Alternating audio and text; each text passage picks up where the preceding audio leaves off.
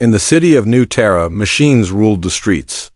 Tall metal towers touched the gray sky.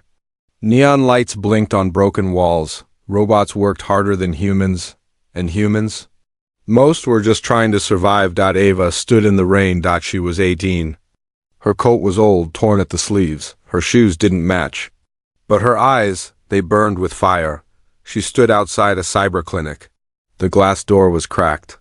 Inside, glowing signs showed arms, eyes, legs, all for sale. Mechanical, shiny, fast. Ava looked down at her legs. They trembled, weak and thin. Since birth, she couldn't walk properly. She needed support to stand. People often called her broken, but she didn't believe that. Not anymore. She took a deep breath and walked in. The clinic was cold. The walls were metal. Tools hung from hooks. Screens blinked.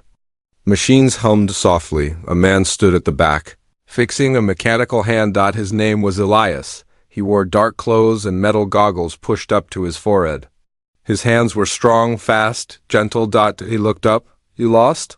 he asked. Ava shook her head. "I came to trade." "Trade what?" Elias asked. She looked straight at him. "My body." Elias raised an eyebrow. "For what?" he asked. "Mechanical legs," she said. "The best you have." There was silence. Elias put the hand down, walked closer, looked at her face. "You want to give your body for legs?" he asked softly. "Yes," she said. "I want to run. I want to climb. I want to fight. I don't want these weak legs anymore." He stared at her, then said quietly, "You're not for sale." Ava frowned. "Everyone's for sale." "Not you." "Why not?" Elias turned and walked to a table. He opened a drawer, pulled out a file. "What's your name?" he asked. "Ava." He searched something. His face changed. Serious now.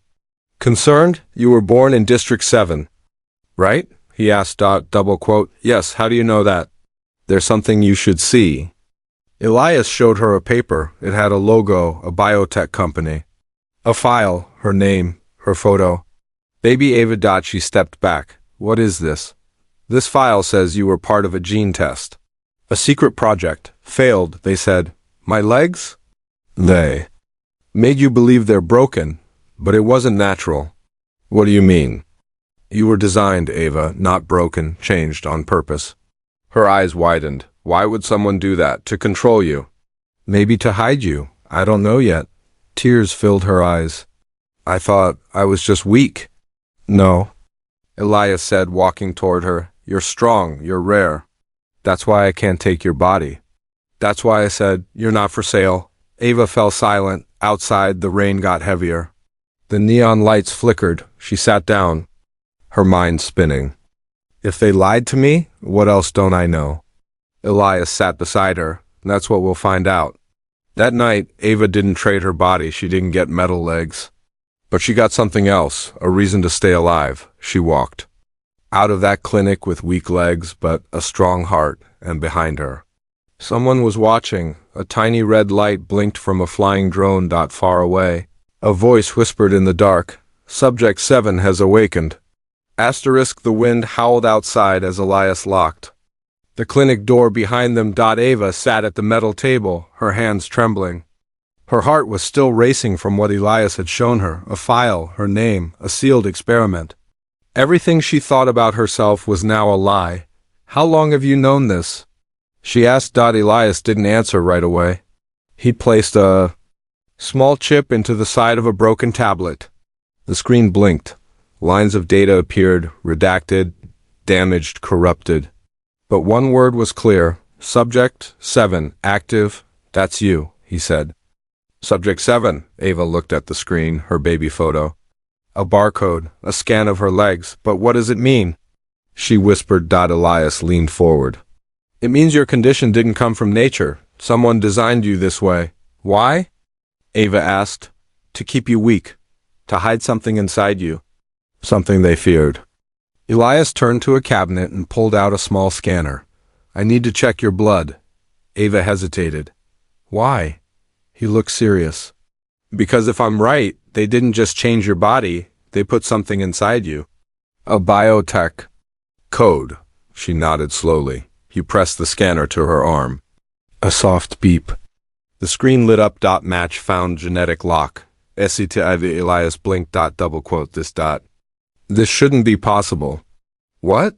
Ava asked, standing up, nervous. You have a key inside you. A biological code that can connect to machines, control them, but it's locked. Ava stepped back. Control machines? Yes, cybernetic. Systems, robots, drones, entire networks? Her voice shook. Why would they give that to me and then break my legs? Because they didn't want you to use it.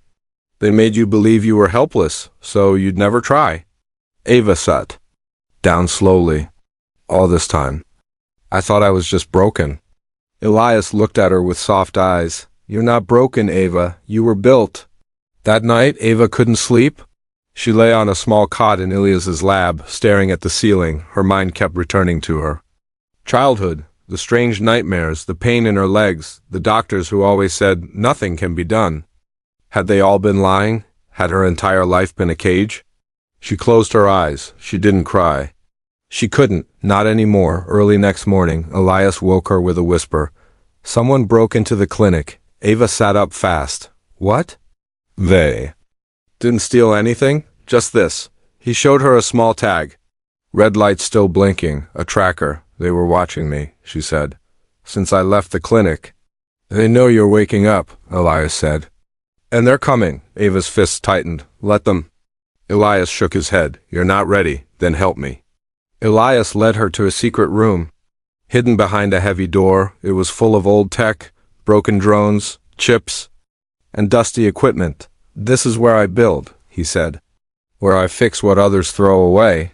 He handed her a small metal disc. What's this? She asked. A training module. It will help unlock your mind, slowly. If we move too fast, your system could collapse, Ava nodded. I can handle it, he smiled. I believe you. As the hours passed, Ava placed the disc on the back of her neck. A soft shock passed through her body. She gasped, and then something shifted. The world around her slowed. The lights pulsed with color. She could hear the hum of the power lines. The beat of machines. For the first time, she felt the metal around her. I can feel everything, she said. Like the machines are alive. Elias watched her closely. That's just the beginning. Suddenly, the scanner on the table beeped loudly. Alert, target acquired, incoming signal. They found us. Elias said. Outside, red lights flashed.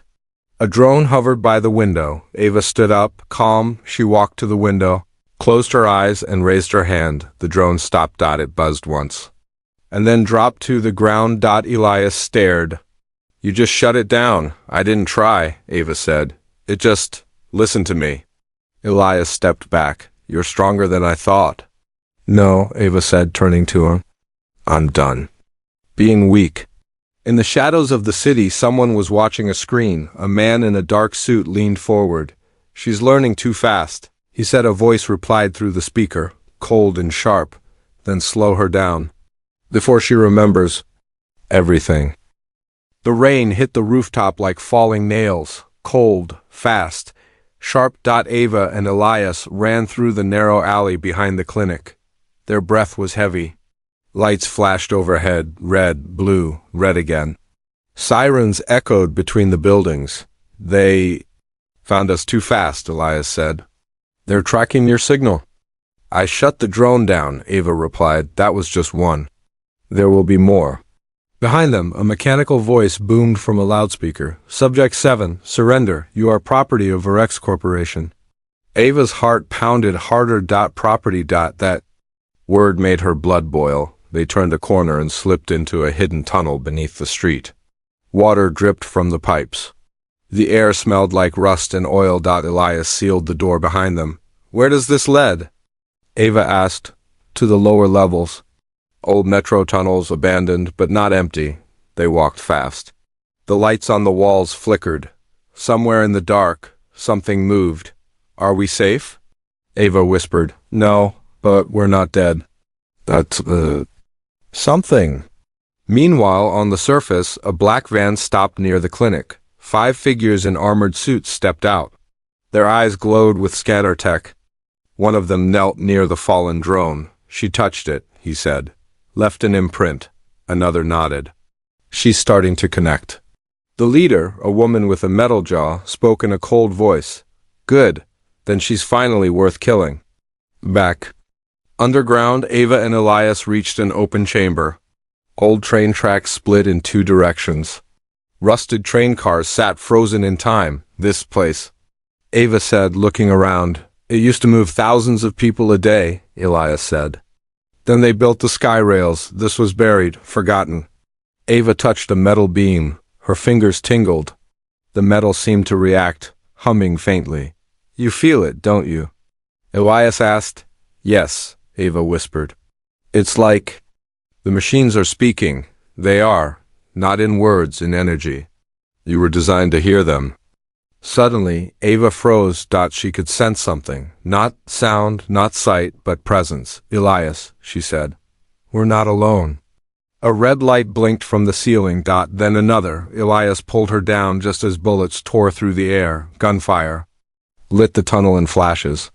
Ava and Elias rolled behind a broken rail car. They're here, Elias said. Ava closed her eyes, reached out with her mind, a soft hum, a buzzing. Then she saw it. Not with eyes, but in her head. A map, 3 attackers. 1 above, 2 moving in from the sides. She whispered, left side low. Right side high, 1 on the roof. Elias blinked. How do you trust me? She focused. Her heart slowed. The machines around her vibrated. She placed her hand on the rail car. A small drone under the seat activated. Rusted, slow, but still alive. It flew up suddenly and hit the attacker on the left. He fell with a crash. The one above jumped down, but Ava ducked, rolled forward and grabbed his weapon. The third came in fast. But Elias shot a flash grenade that blinded him for 3 seconds. That was all Ava needed. She pressed 2 fingers to a metal pipe. It bent suddenly, as if obeying her, and struck the attacker hard, knocking him out. Cold. Silence returned. Elias stood up slowly. You controlled the drone? And the pipe? Ava breathed hard. I didn't control them, I asked. They answered. Later, they reached an old maintenance room. Elias sealed the door with a code. Ava sat on a box, wiping her face. Her hands were still shaking. You did well, Elias said. I didn't want to hurt them. She said softly. You didn't. You survived. She nodded, but her eyes were distant. I'm scared, she said. Of what? That I'm becoming something else. Elias sat beside her. You're not becoming a machine. You're becoming you? Above ground, in a tall building filled with screens and wires, the woman with the metal jaw watched the footage. She's adapting, one agent said. She's dangerous, said another. The woman narrowed her eyes. She's evolving. Faster than expected, someone asked. What now? She smiled. A cold, twisted smile. Release Protocol 0. If she survives that, she no longer be a subject. She be a threat. In the tunnel, Ava woke with a jolt. A strange signal had entered her dreams, not a memory. A warning. She turned to Elias. Something's coming. Something not human. He looked at her, confused. What is it? She stood slowly, eyes glowing faintly in the dark. I don't know yet, she said, but it knows me. Asterisk. The tunnel walls began to breathe. Not with air, but with light. Faint pulses of blue shimmered across the old metal, like veins carrying signals through a sleeping giant. Ava stood in the center of the chamber. Her eyes didn't blink. Her fingers trembled. It's not a machine, she whispered. It's alive. Elias looked up from his datapad, confused. What do you mean? This place hasn't had power in decades. Ava slowly walked toward a rusted column. She reached out, and the column glowed under her touch. Something is waking up, she said. Suddenly, the lights flickered violently. The ground shook. A deep, metallic hum echoed through the tunnels like a growl from the bones of the earth. Elias dropped the datapad. That's not from the surface. That's coming from below. Back at the Virex control center, alarms began to flash. Sir, we have movement from grid 47. Underground? Yes, something massive, not ours. The woman with the metal jaw leaned forward, her eyes narrowing. Protocol 0 has found her. Ava and Elias began to run, not from soldiers, Not from drones. This time, it was something else. Behind them. The tunnel cracked open. Thick cables shot out like tentacles, twisting in the air. They weren't wires. They were veins. Low, breathing sound filled the space, mechanical yet organic. What is that? Ava yelled. I don't know, Elias shouted. It's not in any system I've seen. The cables slammed into the walls, cutting off their path back. Forward, Elias shouted. The old service shaft. They ran toward a narrow metal ladder leading up. As they climbed, the tunnel below shook violently. Sparks rained from the ceiling. One of the cables slammed against the ladder, shaking it. Ava almost slipped. Elias grabbed her hand, held tight. Don't let go, he said. She gritted her teeth. I won't. At the top, a sealed hatch blocked their way. Elias typed a code. Nothing happened. The hatch was dead. No power. He said. Ava placed her hand on it. The metal warmed, glowed, then opened. They climbed out just as the cables below roared, slamming into the ladder, crushing it. They collapsed into an abandoned train station. Dust. Silence. Darkness. But it was peaceful for now. Elias leaned against a wall, breathing hard. That thing, it's not just alive. It's hunting. Ava nodded. It doesn't care about orders or missions. It's something deeper. Something ancient. Elias looked at her. You sensed it, didn't you? I heard it calling, she said softly. Not in words, in pain. Far away, deep beneath the city, the creature moved. It wasn't built. It wasn't born. It was buried. Years ago, Virex had tried to control it, to turn it into a weapon. But it refused. So they locked it away, shut it down, erased all records. But now, Ava had awakened it, and it remembered her. In the station, Elias opened a metal door leading to an old control room. I know someone who can help us, he said. But it's risky. More risky than this thing chasing us? Ava asked. He didn't answer. Instead, he activated a radio. A voice replied after a few seconds. It was female, rough, sharp. You really shouldn't be calling me, Elias. I need a favor. Is it about Subject 7? She has a name. Ava. Silence. Then location. Elias hesitated. Ava touched his shoulder. It's okay, she said. If she can help, tell her. He gave the location. The voice replied. You've got 20 minutes. After that, I can't promise anything. Ava looked around the old control room. Faded maps. Broken monitors. A single chair with a torn cushion. She sat down slowly. Why does this feel like home? Elias sat beside her. Because you've been running your whole life. For the first time, you stopped. Because you've been running your whole... She looked at him. What if I can't stop? Running? He smiled softly.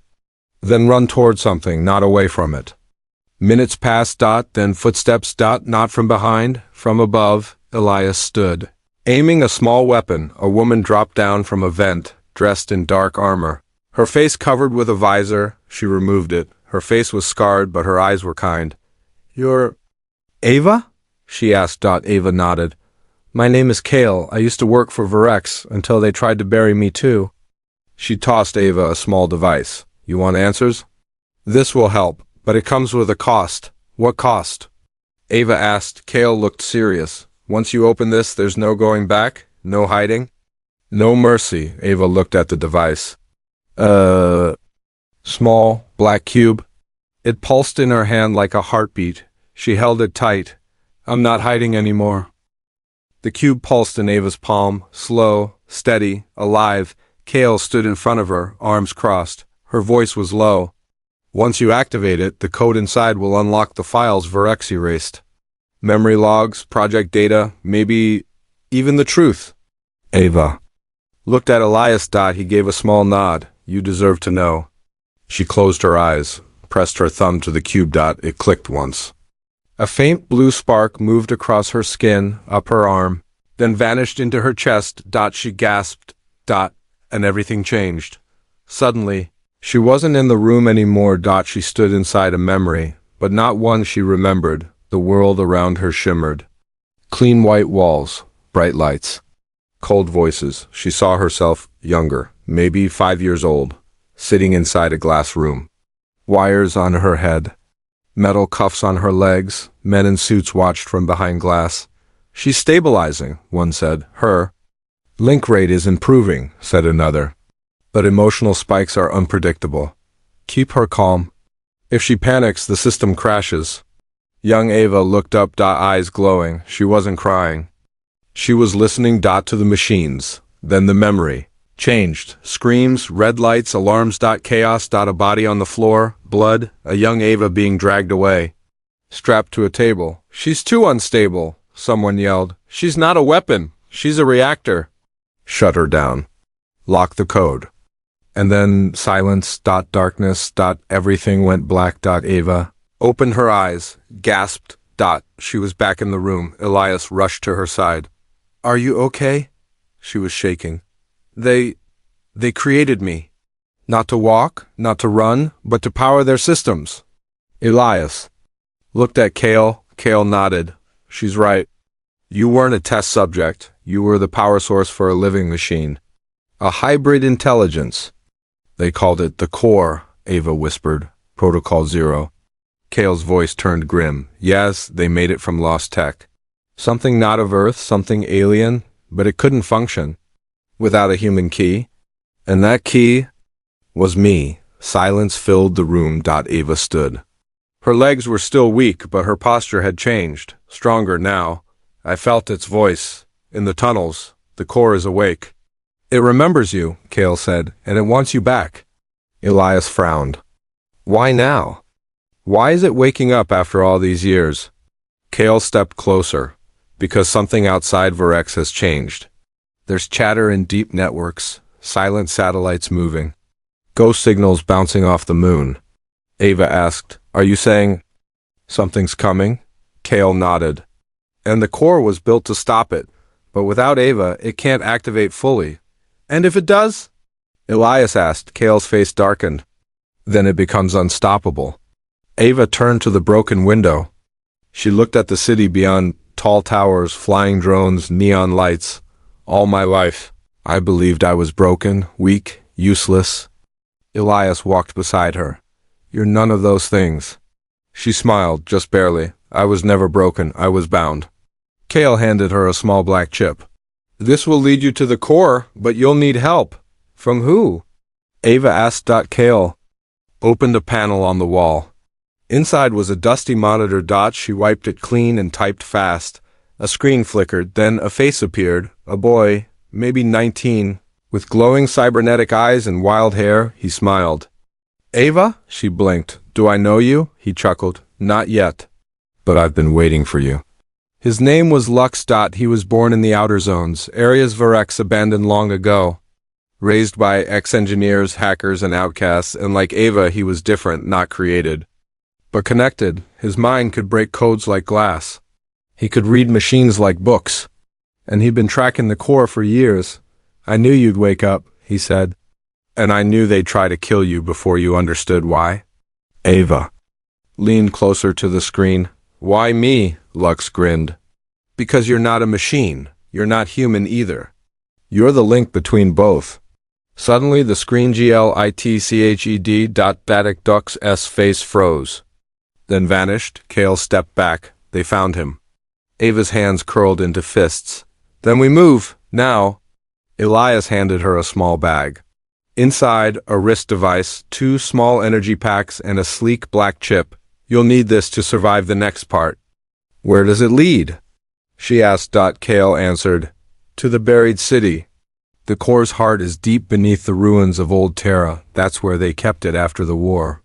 Ava looked at them both. Then at the chip. Then out the window. She wasn't scared anymore. She was ready. Asterisk. The wind outside the ruins howled like a warning. Dark clouds rolled across the sky as Ava stood on the edge of the old crater where old Terra once stood.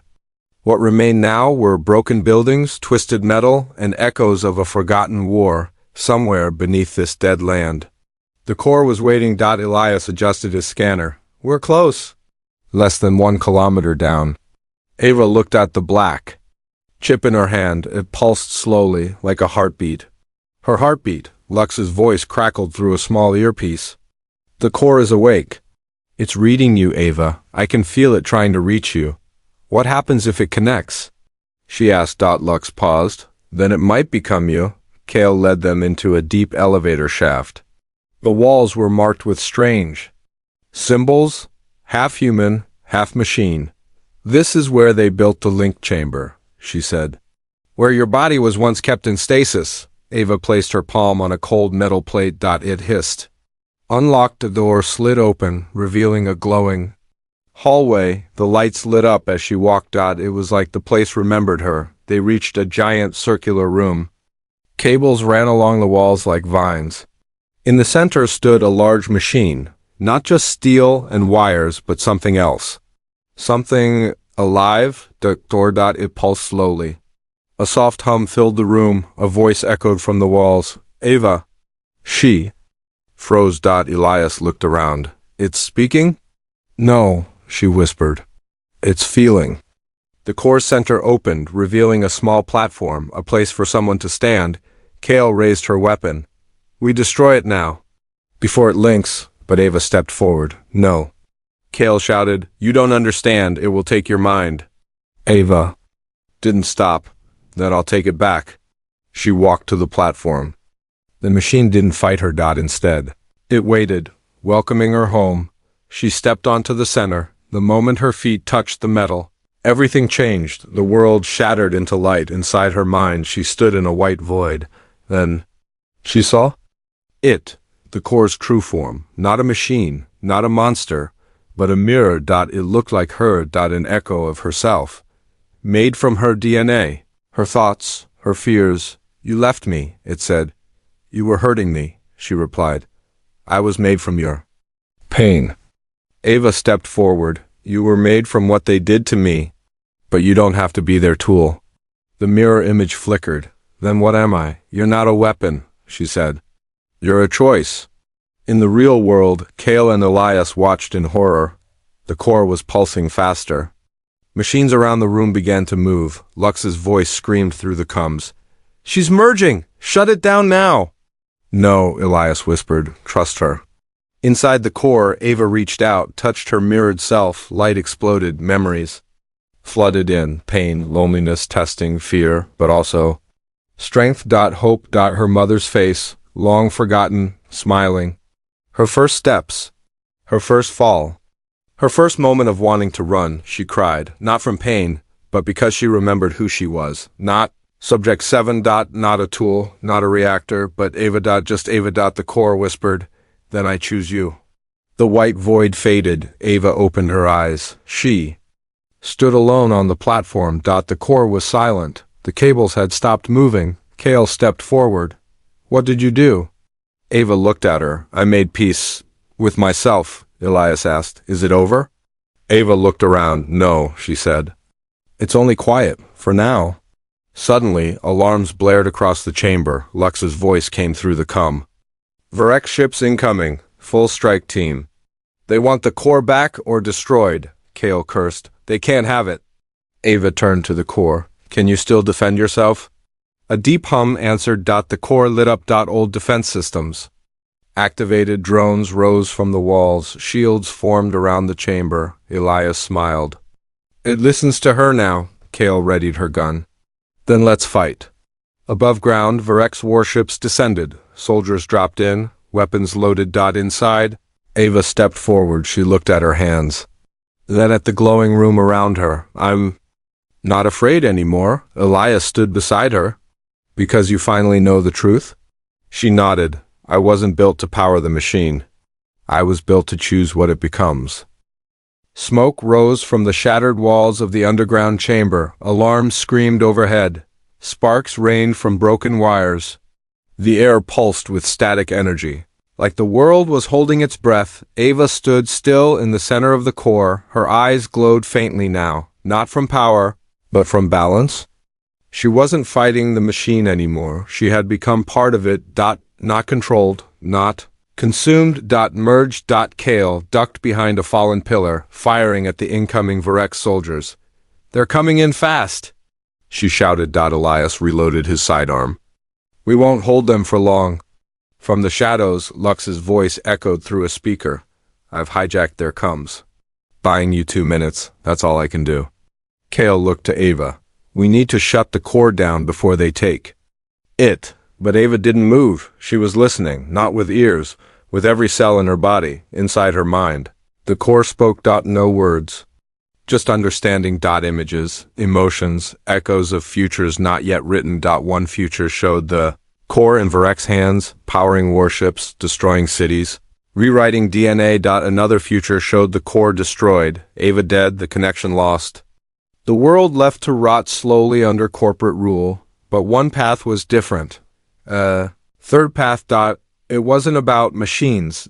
It wasn't about control. It was about becoming. Ava took a deep breath, and then she stepped off the platform. The core pulsed. Once, low, like a heartbeat, and then went still. Kale ran up, out of breath. What did you do? I made my choice, Ava said. Elias joined them. What choice? Ava turned to them, her face calm, her eyes no longer glowing. I shut down the core. Kale blinked. You what? I shut it down, she said again. Not with force? Not with code? I asked, and it listened. Kale looked confused. But why? Because power only wins if it obeys fear, Ava said. The core was afraid of becoming something more, like I was. Just then, the roof above cracked. 3 Varek soldiers dropped in, their guns pointed. Target located. Ava raised her hands. I'm not going with you. One soldier stepped forward. You don't have a choice. Behind him, Elias lifted his weapon. She always had a choice. Before the soldier could speak, the ground beneath them shook. A rumble, deep and ancient, rose through the walls. Not from the core. From beyond it. Suddenly, cracks split the floor. A cold light burst upward. The core's remains had reached something older, something buried deeper. Ava turned slowly. I felt this in the tunnels, she whispered. Kale's eyes widened. The core. It was built on top of something alien. Elias stared at the pulsing light. You think that's what Varex really wanted? No, Ava said. They were afraid of it. From the crack, a strange energy poured out. Smooth and silent. It didn't burn. It healed. The walls stopped shaking. The lights brightened, one by one. The soldiers lowered their weapons. They weren't being attacked. They were being understood. Ava stepped closer to the light.